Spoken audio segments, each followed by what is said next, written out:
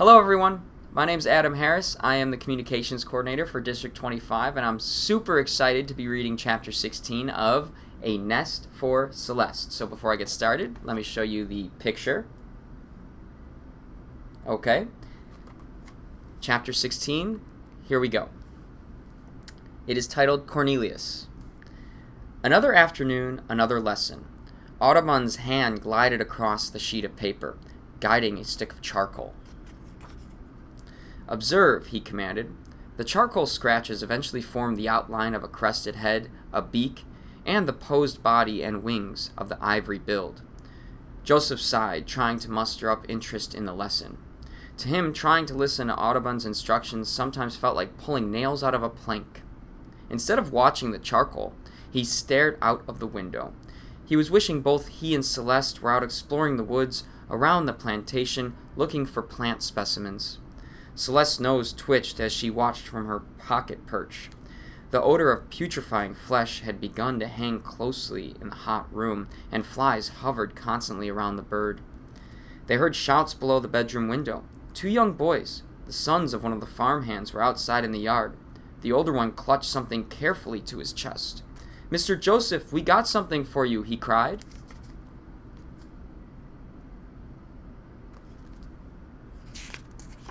Looks like they have a bird. With excitement, he cautiously revealed a tiny portion of a feathered body. "It's a bird! Everyone says you wants to get birds. Well, we got one for you." Joseph raced outside and gingerly pulled back more of the old shirt.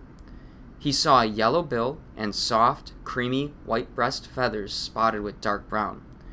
"A wood thrush," he murmured. "Beautiful. Thanks, boys. We found him in the lower barn. He must have flown in and couldn't get back out. It was easy catching him. He was scared." "It was easy," the younger boy agreed. "Well, nice job, boys. This thrush will make for a beautiful painting." He gave the boys a coin from his pocket, and they ran off. The little wooden cage soon had a new occupant. The panicky thrush, which probably had never been enclosed in anything smaller than the lower barn, now beat its wings against the twig bars, fluttering nervously about the cage. Thankfully, as night fell, he became quiet. The next morning, after Joseph had gone outside to wash, Celeste scrambled down the shirt to the floor and then carefully clawed her way up to the brocade drape and leapt to the tabletop. "Hello," she said to the thrush. "Hello," the thrush called back. His voice was low and silvery. "There's the thrush. There's Celeste." "May I introduce myself?" began Celeste.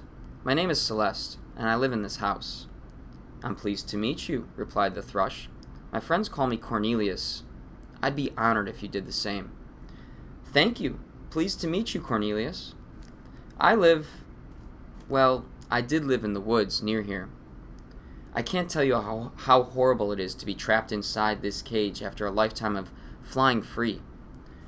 How good are you with escape plans, Celeste? I've worn myself silly trying to fly in between the bars of this cage, and lost some feathers in the process, as you can see." He looked up. "What about that little door?" Cornelius suggested. "Can you climb up there and unlatch it?" Celeste squinted up at the cage. She said. "Just maybe." She clawed up on one of the bars of the cage to the latch. She tried undoing the wire clasp, but it was tightly twisted. She's trying to help her out. "I might have better luck just chewing through the bars," Celeste said. "It would take me a few days to make a hole big enough for you to squeeze through, but I'm sure I could do it." Cornelius looked at her. "How did you come to live here?" he asked. Celeste scampered down the side of the cage. No one had ever asked her that. She hadn't thought about her journey to the house at Oakley Plantation in a long time. She looked at Cornelius. His eyes were clear and thoughtful. Celeste could see that even though trapped in a cage, Cornelius was interested in a new friend. "Well," she began, "I guess you could say I was rescued." "Rescued? From what?" Celeste thought back. There were details of her childhood she could barely recall.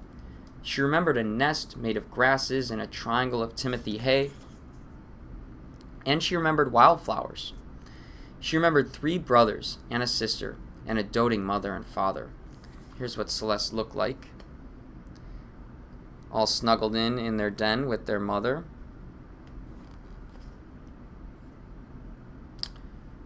After a moment, Celeste spoke. My very first memories of my mother. Francis, Silas, Boo, Louisa, she would say, nudging my brothers and sisters. Let Celeste in. And I would wiggle and squirm until I had a spot of my mother's soft, warm tummy to nurse. I remember all of us rolling and tumbling around our nest, a cozy dome of grass. There was a forest of grasses and weed stalks all around outside, and we'd explore it together. That's when I found I could twist and weave blades of grass together. My mother showed me how. Then one afternoon, I was out gathering grasses. I shouldn't have been out of the nest, where the rest of my family was napping. It was a hot day. I heard human voices somewhere off in a field. They were singing. The voices got closer, and I heard another strange swooshing sound. As I raced back toward the nest, the tall, shady grasses were suddenly cut clean to the ground. There was this horrible glare, and the heat of the sunlight was everywhere.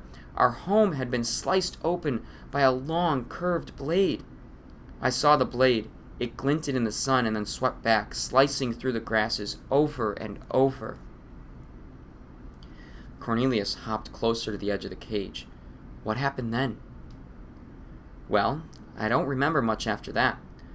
Just lots of squeals and cries for help and frantic scrambling for safety.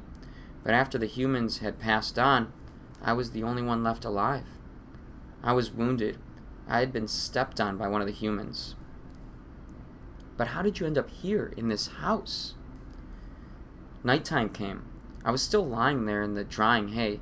I remember it smelled so sweet. I was waiting to die, really. I was so weak. I heard a rustling, and a groundhog lumbered up. I was too hurt and tired to say or do anything. But the groundhog, his name was Ellis, he carried me on his back and brought me here to the house. He lived in a tunnel under the stone foundation. There's the groundhog carrying Celeste.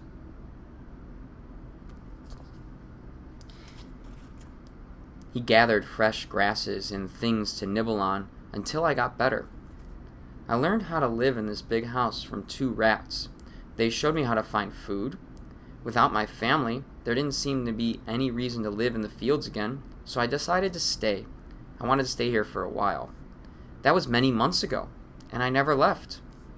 What happened to Ellis? Cornelius asked. I'm not sure. One day I heard shots from outside, and I never saw him again. I don't know if he was hurt or just chased away. He was a good friend. She paused for a moment, thinking. She hadn't ever permitted herself to bring up memories of that day. It felt good to tell Cornelius. Thanks for listening, she said. I didn't mean to go on and on. My plan now is to get you out of this cage. But in the meantime, can I bring you anything? Something special?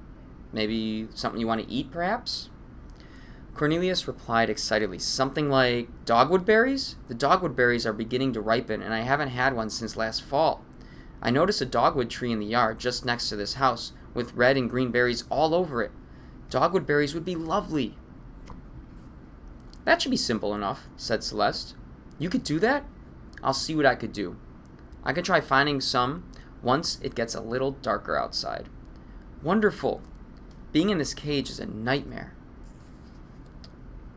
There's Celeste talking with her new friend.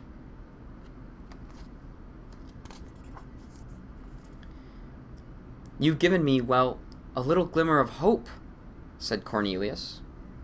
There's Cornelius.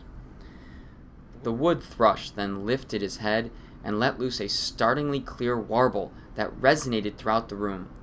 The beauty of it made Celeste's chest give a tiny heave, and she felt a pang and an ache so intense that her heart skipped and trembled. She clutched at it with her paw. The lilting bird song ended, and the room was still. I don't know which I like better, Celeste whispered, your beautiful song, or just after. The thrush smiled. Do that for Joseph, Celeste stated firmly. Sing it just like that. Promise me. Cornelius shrugged his wings and then nodded.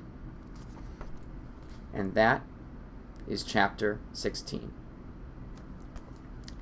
Bye.